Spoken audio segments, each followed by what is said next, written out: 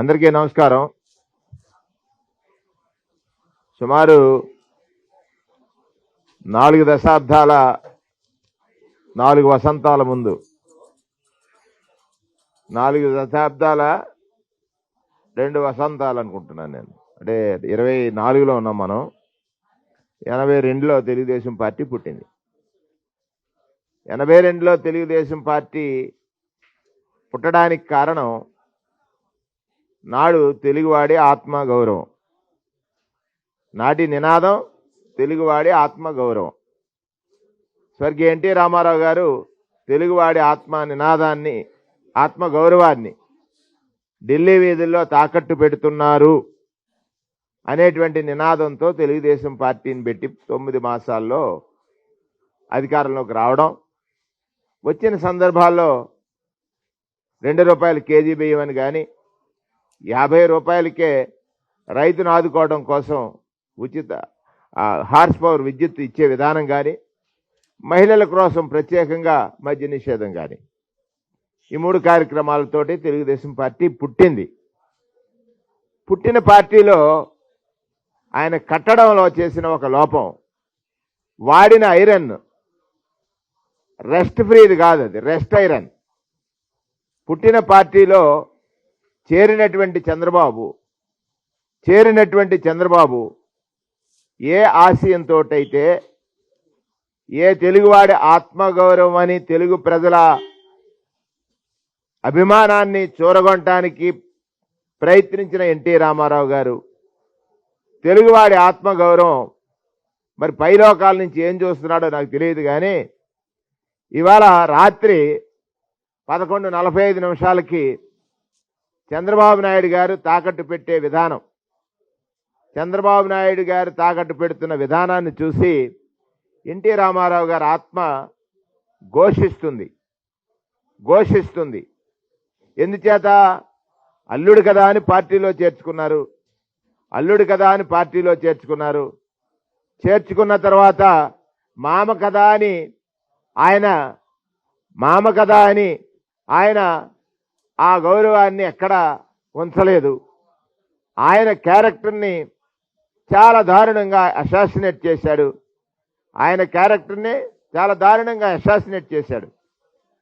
అసాసినేషన్లో NT Ramarao గారిని పదవిని దించేసిన తర్వాత నలుగురు కలిసి, ఒక ఈనాడు, ఆంధ్రజ్యోతి, TV5 లాంటి వాళ్ళు కలిసి ఈ రాజకీయాల్లో ఒక వ్యాపారాన్ని, రాజకీయం అంటే ఒక వ్యాపారం అని, రాజకీయం అంటే ప్రజాక్షేమాన్ని కాంక్షించేదిగా ఉండాలని, ప్రజాక్షేమానికే రాజకీయాలు ఈ దేశంలో అవసరమని నాటి రాజ్యాంగ నిర్మాత బాబాసాహెబ్ అంబేద్కర్ ఆశించిన ఆశయాలకు విరుద్ధంగా పాలనలో సంస్కరణలను పేరు తెచ్చి దోపిడీకి దారితీసి, ఆ రోజు వరకు సర్పంచులందరూ కూడా చంద్రబాబు నాయుడు పాలన రాకముందు ప్రజాధన పరిరక్షకులుగా ఉండేవారు, ప్రజాధనాన్ని పరిరక్షించేవారిగా ఉండేవారు.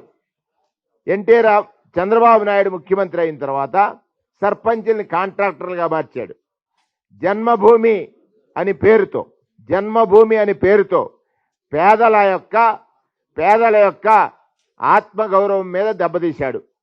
జన్మభూమి పేరుతో ఏం చేశాడు? 30% కాంట్రిబ్యూషన్ కట్టాలట. ఏఎస్సీ కడతాడు ఆయన, ఏబీసీ కడతాడు ఆయన. నీవు నీ వాళ్లకు పని చేసుకోవడం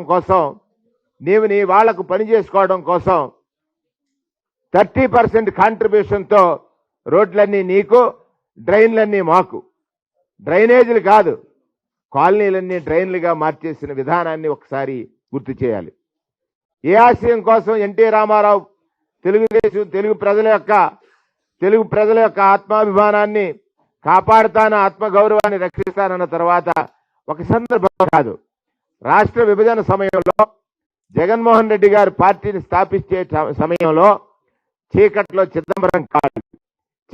చిదంబరం కాళ్ళు, ఎన్నికల ఒక్కొక్క పార్టీతో పొత్తు, ప్రతి ఎన్నికలకు ఒక్కొక్క పార్టీతో పొత్తు, తన రాజకీయ వ్యూహం అంతా కూడా కుటిలత్వం, కుతంత్రం, కుయుక్తులు, వీటితోటే రాజకీయాలు చేయాలనేటువంటి ఒక సంకల్పమే అతనిది.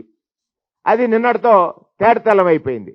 నిన్నటి వరకు పవన్ కళ్యాణ్, చంద్రబాబు నాయుడు కలిసి పోటీ చేస్తా ఉన్నారు.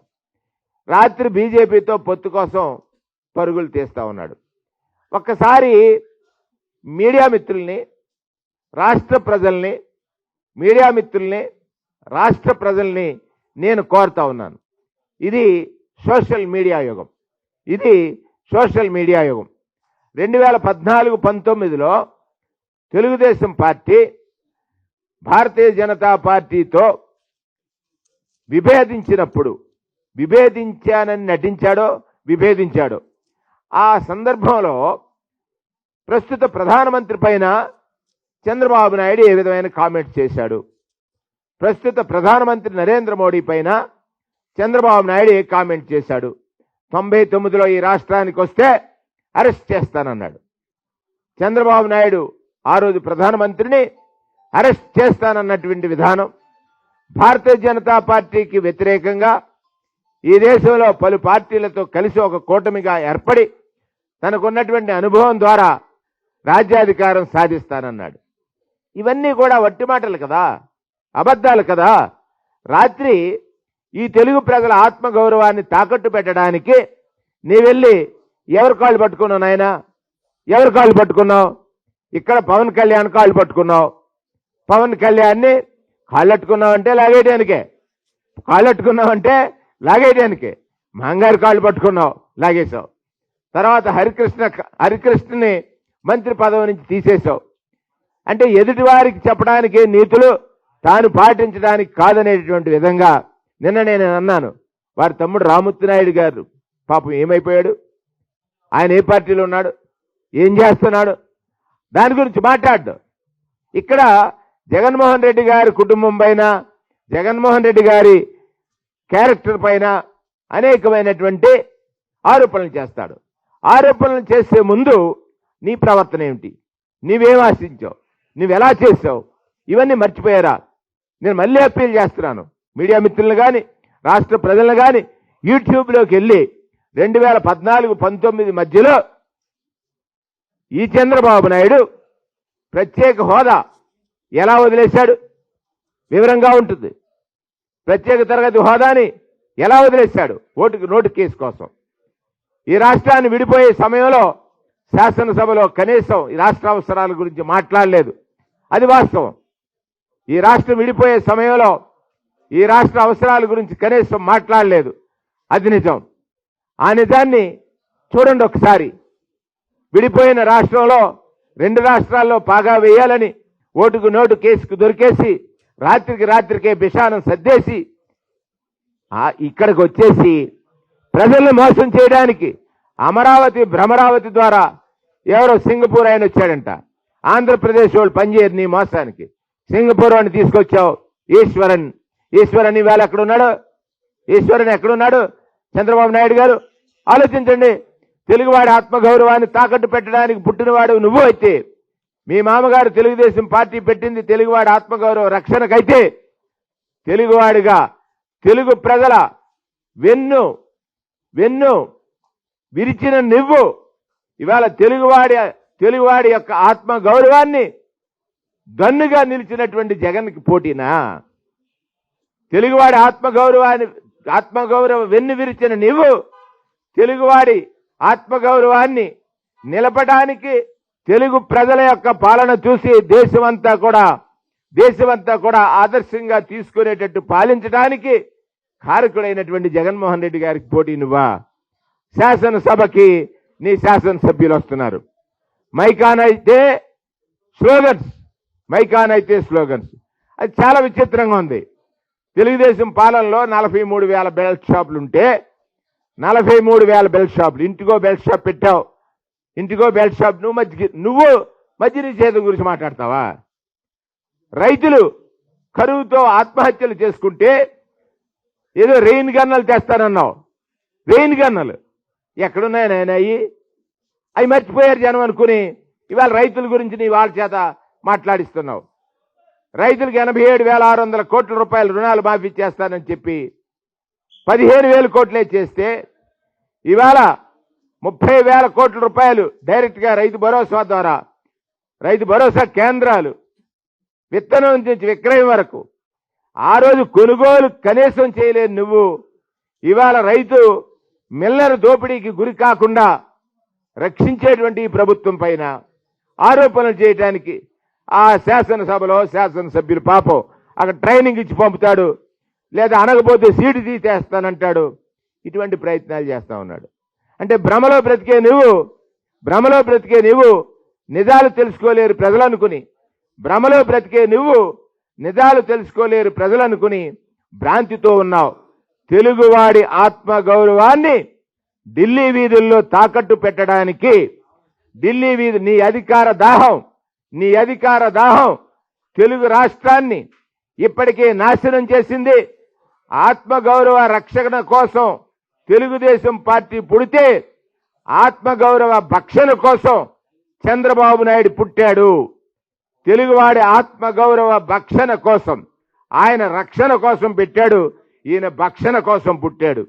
ఈ భక్షకుడు రాత్రులు అర్ధరాత్రి కాళ్ల మీద పడి బేరాలు కుదుర్చుకుంటున్నాడు. 14 ఏళ్లు ముఖ్యమంత్రి చేసి నువ్వు నేనే మంచి చేశాను నాకు ఓటు వేయమని అడిగే ధైర్యం ఉందా? నేనే మంచి చేశాను 14 ఏళ్లలో నాకు ఓటు వేయండి ప్రజలారా అని అడిగే ధైర్యం నీకుందా? లేదు. మంచి చేసి ఓటు అడిగే ధైర్యవంతుడు జగన్ అయితే తాను ఓడించడానికి ఎంతమంది కాళ్ళైనా నేను పట్టుకుంటాను, తెలుగు ప్రజల ఆత్మగౌరవాన్ని నా కోసం తాకట్టు పెట్టుకుంటాను, తెలుగు ప్రజల ఆత్మగౌరవాన్ని నా కోసం తాకట్టు పెట్టుకుంటాను అన్న చంద్రబాబు నాయుడు నిజ స్వరూపాన్ని పౌరులారా, రాష్ట్ర ప్రజలారా, మీడియా ద్వారా వీక్షిస్తున్నటువంటి ప్రేక్షకులారా ఒక్కసారి గమనించండి. 2014-19 మధ్యలో బీజేపీ పార్టీ ద్వారా ఈ రాష్ట్రానికి జరిగినటువంటి నష్టం గురించి మాట్లాడిన వ్యక్తి పెద్దగా ఎవరు? చంద్రబాబు నాయుడు. రాత్రి మళ్ళీ బీజేపీ పొత్తు కోసం వెళ్ళాడు. పవన్ కళ్యాణ్ ఆయనకి రాష్ట్ర ప్రజల అవసరాల మీద గాని ఈ రాష్ట్ర ప్రజల కష్టాల మీద గాని అవగాహన లేనటువంటి వ్యక్తి. కేవలం పుస్తకాల్లో ఏదో రాసిస్తే చదవాలనేటువంటి తత్వం. ఒకే ఒక్క ప్రశ్న పవన్ కళ్యాణ్ గారు, మీరు ఆలోచించండి. ఈ దేశానికి ప్రజాస్వామ్యంలో దేశానికి స్వాతంత్ర్యం వచ్చిన తర్వాత ప్రభుత్వాలు ప్రజల యొక్క ధనానికి పరిరక్షకులు. ప్రభుత్వాల ఆలోచనలు పెద్దల దగ్గర పెద్దలైతే ఏ రకంగా ట్యాక్సెస్ కలెక్ట్ చేస్తామో వాటిని పేదవాడికి చేరిస్తేనే పేదవాడి జీవితంలో మార్పు వస్తుందని ప్రజాస్వామ్యం చెప్పింది. కానీ పేదవాడికి మంచి జరిగితే ఆ ప్రభుత్వాన్ని ఓడిస్తానన్న మాట ప్రజాస్వామ్యవాదులు ఎవరు కూడా వినకూడదు, కనకూడదు. ప్రజాస్వామ్యం మీద నమ్మకం ప్రజలకు కోల్పోతారు. ఇవాళ పేదరికం 11 నుంచి 4% తగ్గింది. కారణం విదేశాల్లో ఉన్నటువంటి ఆర్థిక శాస్త్రవేత్తలందరూ కూడా చెప్తా ఉన్నారు. 11 నుంచి 4% తగ్గిందంటే కారణం పేదవాడి చేతికి డబ్బు చేరింది. చేర్చడానికి దళారీ వ్యవస్థ పోయింది, అవినీతి పోయింది, ఆశ్రిత పక్షపాతం పోయింది. కష్టంలో ఉన్నవాడు మాత్రమే కనపడ్డాడు జగన్మోహన్ రెడ్డి గారికని ఈ సందర్భంగా తెలియజేస్తూ, ఒక్కటి ఆయన ఓట్ ఆన్ అకౌంట్ బడ్జెట్ ప్రవేశపెట్టే సమయంలో చంద్రబాబు నాయుడు ఒక అబద్ధం చెప్తాడు, నేను సంపద సృష్టిస్తానని. ఆయన పరిపాలన చేసిన ప్రతి సమయంలోనూ సంపద సృష్టింపబడలేదు గాని రాష్ట్రం అప్పుల పాలైంది. సంపద సృష్టింపబడలేదు గాని రాష్ట్రం అప్పుల పాలైంది. అది వాస్తవం.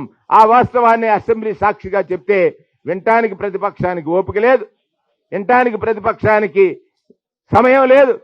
కేవలం సభకు రావడం, బయటికి పోవడం, సభకు రావడం, ప్లకార్డ్స్ చూపించడం, జై జై జై జై జగన్ అంటున్నారు. ఇవాళ వాళ్ళు బై బై కాదు, జై జై జగన్ అని జనమంటే, జై జై జగన్ అని జనమంటే బై బై అనేది మిమ్మల్ని, బై బై అనేది మిమ్మల్ని. మీకు ఇక్కడికే సుమారుగా వయసు పెరిగిపోయింది, ఆశ పెరిగిపోయింది. వయసు పెరిగిపోయి ఆశ పెరిగిపోయి ప్రత్యక్ష రాజకీయాల్లో రాని నీ కొడుకుని ముఖ్యమంత్రి చేయాలని నీ తపన, ప్రత్యక్ష రాజకీయాల్లోకి రాని గెలవలేని నీ కొడుకుని ముఖ్యమంత్రి చేయాలని నీ తపన ఈ రాష్ట్ర పౌరుల జీవితాల్లో మళ్ళీ చీకటిని కలిగిస్తుందనేటువంటి వాస్తవ విషయాన్ని మీ ద్వారా మీడియా ద్వారా ఈ రాష్ట్ర ప్రజానీకానికి తెలియజేస్తున్నాను. వాస్తవాలు ఎరగండి. వాస్తవాలు నిజం ఎవరైతే మాట్లాడుతున్నారో రాజకీయాల్లో నిజం మాట్లాడే వారి వల్ల మాత్రమే ప్రజలకు ప్రయోజనము.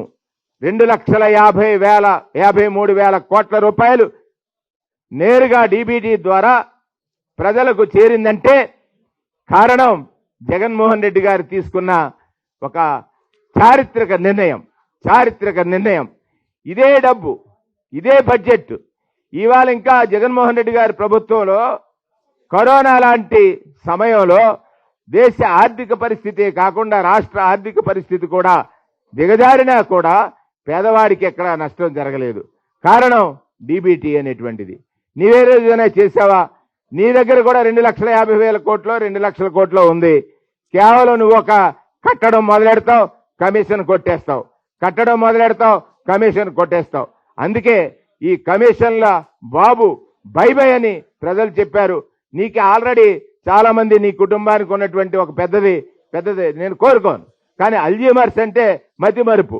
ఆ మతిమరుపు ఎక్కువ వచ్చింది. రేపొద్దున నువ్వు ఊహిస్తున్నావు. అందరి కాళ్ళు పట్టుకున్న దేవుడు జనమో దైవము జగన్ గారిని దీవిస్తున్నారు. ఖచ్చితంగా రేపు రాబోయే ఎన్నికల్లో 24లో 100% జగన్ గారు గెలుస్తారు. జగన్ గారు ముఖ్యమంత్రిగా ఉండాలని ఈ రాష్ట్ర ప్రజానీకం కోరుకుంటున్నారు. 175 మేము గెలుస్తాం. కానీ ఆల్జీమర్ అని మీరు అన్నావు, మతిమరుపు 0-0గా మిగలబోతుంది. తెలుగుదేశం పార్టీతో పొత్తు పెట్టుకున్న అన్ని పార్టీలు ఇంతమంది కలిసి రావాలా పేదవాడికి మంచి చేస్తానన్న నాయకుడిని ఓడించడానికి. ఇంతమంది కలిసి వస్తున్నారు పేదవాడికి మంచి చేస్తానన్న నాయకుడిని ఓడించడానికని ప్రజానీకం ఎరగాలని, ఎరిగి మీరు సరైన సమాధానం చెప్పగలిగినటువంటి న్యాయ నిర్ణేతలు మీరే, దైవాలు మీరే. ఓటు అడిగేటువంటి ప్రతి నాయకుడు మీ దగ్గరకు వచ్చినప్పుడు అడగాల్సిన బాధ్యత కూడా ప్రజలదే అని ఈ సందర్భంగా మనవి చేస్తా ఉన్నాను. నేనెందుకు భయపడుతున్నాను? తెలుగుదేశం పార్టీ దేనికి పుట్టిందని మీరు చెప్తున్నారు. మీరు చెప్పండి ఒకసారి. ఎన్టీ రామారావు ఏమన్నాడు? నేనేం అడుగుతున్నాను? యూట్యూబ్కి వెళ్ళండి. తెలుగుదేశం పార్టీ పుట్టికి కారణం ఏమిటి? తెలుగువాడు ఆత్మగౌరవ రక్షణ. ఢిల్లీ వీధుల్లో తెలుగువాడికి ఆత్మగౌరవాన్ని తాకట్టు పెడుతున్నారని ఆ రోజు ఉన్నటువంటి నాయకుల్ని ఆయన కామెంట్ చేశాడు. అది తెలుగుదేశం. ఇదేం దేశం? దీనికి ఇప్పుడు ఢిల్లీలో అమిత్ షాని కలవచ్చు, ఇంకొకరిని కలవచ్చు, నీ బాగా పెద్ద ప్రధానమంత్రిని కలవచ్చు, నేను కాదనన్ను. కానీ ఈ రాష్ట్రంలో చాలా కాలం తర్వాత, సుదీర్ఘ పాలన తర్వాత ఒక నిజాం పరిపాలన ఇచ్చి ప్రజలకు మంచి చేస్తే ఇంతమంది కలిసి ఆ పేదవాడిగా మిగులుస్తానని అంటాం బాధ కలుగుతుంది నాకు. ఒక పేదరికంలో వచ్చాం మేము కూడా. పేదలకు మంచి జరుగుతుంది. ఇవాళ పేదలకి ఆరోగ్యశ్రీ 25 లక్షలు, పేదలకు ఆరోగ్యశ్రీ 25 లక్షలు, పేద పిల్లలు ఇంగ్లీష్ చదువుతున్నారు, నాడు నేడులు పాఠశాలలు, ఇవన్నీ సాక్ష్యాలు కదా. ఈ సాక్ష్యాలని చూపించి కేవలం జగన్ గారిని ఓడించడానికి ఇన్ని పార్టీలు కలయిక, ఇది ఎక్కడది న్యాయం? అంటే జగన్ గారు ఏంటి, పేదవాడి పక్షాన పనిచేయడం తప్ప.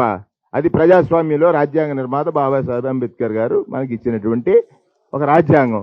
ఆ రాజ్యాంగబద్ధ పాలన చేస్తానంటే అబ్బే కాదు, మా బద్ధ పాలన చేయండి అని నేను అంటాను కదా. 2,53,000 కోట్లండి డైరెక్ట్గా డీబీటీ, ఇంకొక 1,17,000 కోట్ల రూపాయలు నాన్ డీబీటీ, 4,53,000 కోట్ల రూపాయలు పంచారు. ఇవాళ అది ఆ తెలుగుదేశం పార్టీలు ఎక్కడికి వెళ్ళింది చెప్పగలరా? ఎక్కడికి వెళ్ళింది? నువ్వేదో కట్టడం మొదలెడతావు, కమిషన్ కొడతావు, అంతే కదా.